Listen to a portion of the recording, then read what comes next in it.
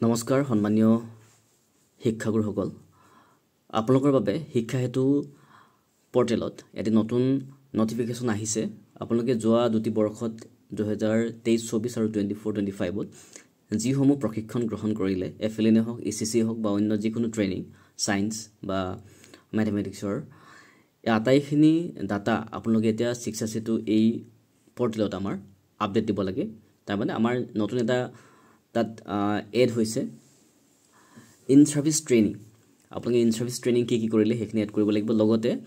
ভৱিষ্যতে আপোনালোকে কি ট্ৰেইনিং বিচাৰে আপোনালোকৰ বিদ্যালয়ৰ শৈক্ষিক বাতাবৰণ ভাল কৰিব কাৰণে সেই তাৰো এটা নতুন এটা পইণ্ট আমাক দিছে গতিকে এই গিটা বস্তু আমি কেনে ধৰণে আমি আপডেট কৰিম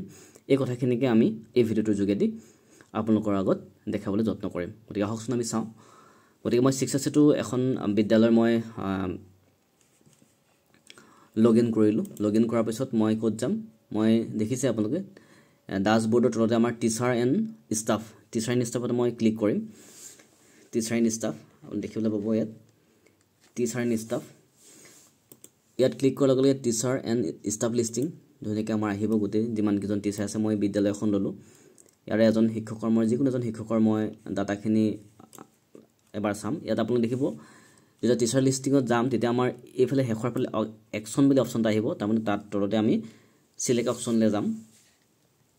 সিলেক্ট একশনত গৈ আমি এডিট কৰিম দেখিছে এডিট অপচনটো আহিছে আমি এডিট কৰিম এডিট কৰাৰ লগে লগে শিক্ষকজনৰ আটাইখিনি ডাটা ইয়াত শো কৰিব ডাটাখিনি পোৱাৰ পাছত পোষ্ট ডিটেইলছ পাৰ্সন ডিটেইলছ আমি এইবিলাকত নাযাওঁ আমি ক'ত যাম এডিশনাল দেখছেন অপশনটো এডিশনাল কোৱালিফিকেশন এণ্ড নলেজ আমি ইয়াত ক্লিক কৰিম ইয়াত ক্লিক কৰাৰ পিছত প্ৰথমে ইন্টাৰফেসত দেখিব আপুনি ইন সাৰ্ভিস ট্ৰেইনিং এড আৰু নেক্সট এক নম্বৰ এটো তাৰ পিছত আছে ফিউচাৰ ট্ৰেইনিং প্ৰিফাৰেন্স দুটা অপশন ওকে সো মই ইন সাৰ্ভিস ট্ৰেইনিং মই কি কৰিলো যোৱা 23-24 বৰ্ষত মই ইয়াত ক্লিক কৰাৰ লগে লগে মই যেতিয়া এই এড অপশনটো ক্লিক কৰিলো ক্লিক কৰাৰ লগে আহিলে যেহেতু প্ৰাইমেৰী স্কুলত প্ৰথমে আমাৰ এফএলএন ইসিসি চলিছে মই তাৰ এটা দিছো এফএলএন টো মই ললো একাডেমিক ইয়াৰ দেখিছে 24-25 আৰু 23-24 দুটা আছে তো মই 23-24 ললো ট্ৰেইনিং এটা সব তিনটা পৰ্যায়ত হৈছে আমাৰ ষ্টেট লেভেল জোন লেভেল আৰু ব্লক লেভেল গতিকে আমি ব্লক লেভেলৰ যেহেতু তেখেতে ট্ৰেইনিং গ্ৰহণ কৰিছিল গতিকে মই এটা অপচন ক্লিক কৰিলো অৰ্গানাইজ কোনে কৰিছে তাৰমানে যদি কেতিয়াবা এসএসএৰ লগত অন্য পাৰ্টিও একলগ হৈ পিনি আমাৰ ট্ৰেইনিং সমূহ অৰ্গানাইজ কৰে গতিকে আমাৰ যেহেতু এটো এসএসএ কৰিছে গতিকে মই এসএসএ ক্লিক কৰিলো বাকি অন্য যি হয় সেইখিনি আপোনালোকে ইয়াৰ পৰা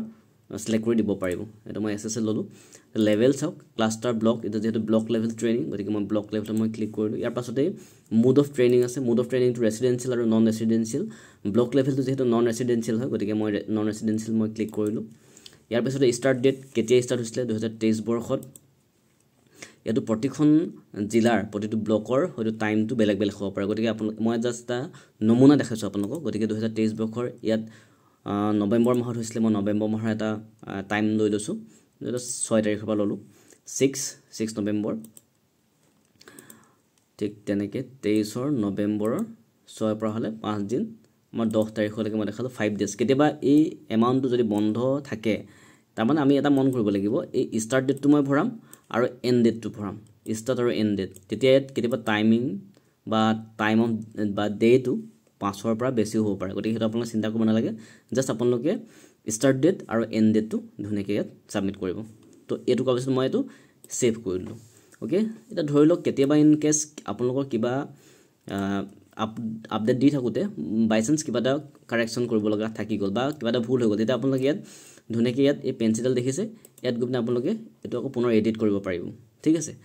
লগতে যদি বলে গোটে ডাটাটো মই আপুনি ৰংকে কিবা এটা ডাটা ভৰাই বলে তেতিয়া আপুনি গোটেইখিনি একেবাৰে ডিলেটো কৰিব পাৰিব এই দুটা বক্স দেখিছেনে কিন্তু আপোনালোকে ভালকে ধুনীয়াকৈ সাৱধানে ভৰাব বস্তুখিনি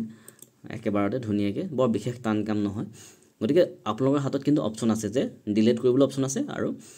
এডিট কৰিবলৈ অপচন আছে ঠিক আছে গতিকে এনে ধৰণে আমি যিমান গিটা অন্য যি ট্ৰেইনিং আমি লম সেইখিনি আমি এনে ধৰণে এড কৰি গৈ থাকিব পাৰিম থক 2-3টা 4টাও হ'ব পাৰে গতিকে আমি সেইখিনি ট্ৰেইনিং যোৱা দুটা বৰ্ষত আমি যিমানখিনি ট্ৰেইনিং ললো সেইখিনি আমি ইয়াত ধুনীয়াকৈ এড কৰি যাব পাৰিম ক্লিয়াৰ এটো এক নম্বৰ পইণ্ট তাৰ পাছতে 2 নম্বৰ পইণ্টটো আহিলে যে ফিউচাৰ ট্ৰেইনিং প্ৰিফাৰেন্স মই কি আছে ইয়াত এটো এড বুলি অপচনটো আহিব তেনেকৈ এৱাৰ্ড আছে বা এনেকৈ আছে এড বুলি অপচন আহিব যেহেতু তেখেতে অলৰেডি কৰি ৰাখিছে ইয়াত অপচনটা দিয়া থাকে যে মিনিমাম এটা আপোনালোকে ফিউচাৰ ট্ৰেইনিঙৰ কাৰণে প্ৰিফাৰেঞ্চ দিব পাৰে মিনিমাম এটা এটলিষ্ট আৰু মেক্সিমাম 4টা তাৰমানে এটা দি থৈছে গতিকে মই আৰু দুটা এৰ লগত লগাই দিব পাৰোঁ দুই ধৰি লওক মই ইয়াত তেখেতৰ কাৰণে মই 4টা দি দিছোঁ দেখিছেনে ইয়াত লিখিছে নোট কৰা আছে যে এটলিষ্ট এটা আৰু মেক্সিমাম 4টা ট্ৰেইনিং আমি ইয়াত প্ৰিফাৰ কৰিব পাৰোঁ এটো মই সেভ কৰি দিলোঁ এতিয়া এই গোটেই ডাটাখিনি সেভ হোৱাৰ পাছত এটা যেহেতু মই এখিনি নিজে ভৰাইছো এখিনি কেনে ধৰণে কি কৰিব পাৰিব আমি কেনে ধৰণে আমি এপ্ৰুভ কৰিম তাৰমানে এখিনি এপ্ৰুভ কৰা কামটো কোনে কৰিব হেড টিচাৰে কৰিব গতিকে আমি আকৌ যাম টিচাৰ এণ্ড ষ্টাফলৈ যাম টিচাৰ এণ্ড ষ্টাফত আমি দেখিম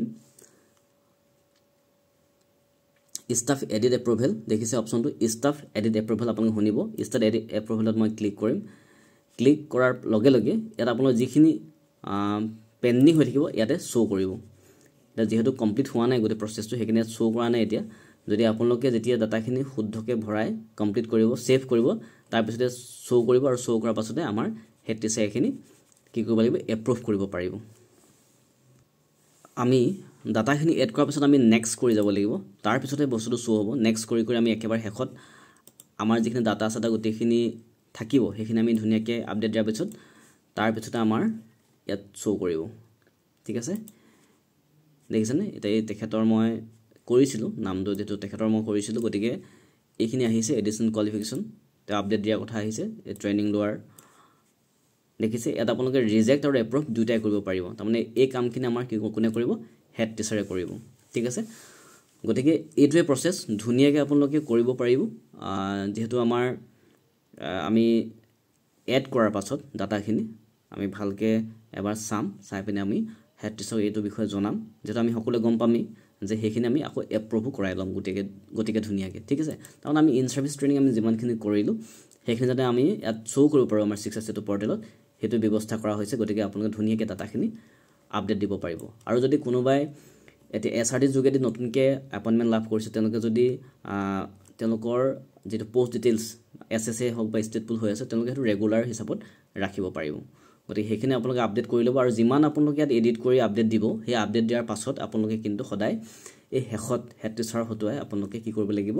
এই যিখিনি এডিট কৰিছিলে সেই এডিটটো এপ্ৰুভেল আপোনালোকে তেওঁৰ হতুৱাই কৰি লব গতিকে এটোই ভিডিওটো আপোনালোকে এই ভিডিওটো যিমান পাৰে